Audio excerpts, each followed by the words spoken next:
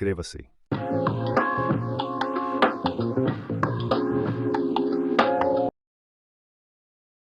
Bem-vindo ao Brasil visto por drone. Hoje vamos sobrevoar Florianópolis, descobrindo as suas paisagens mais incríveis vistas de cima. Prepare-se para uma experiência única.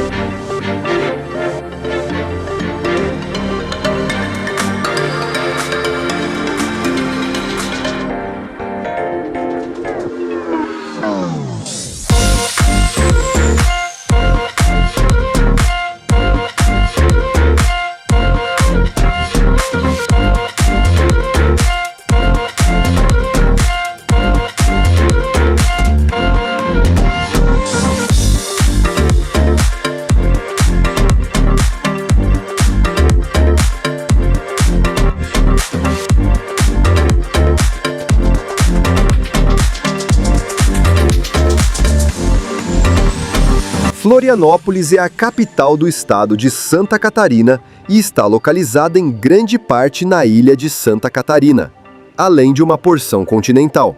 Conhecida por suas belas praias, lagoas e natureza exuberante, a cidade é um dos principais destinos turísticos do Brasil e também um importante polo tecnológico, recebendo o apelido de Ilha do Silício. Com uma economia diversificada baseada no turismo, tecnologia, comércio e serviços, Florianópolis combina qualidade de vida e desenvolvimento urbano. Segundo estimativas recentes, a cidade possui uma população de aproximadamente 520 mil habitantes.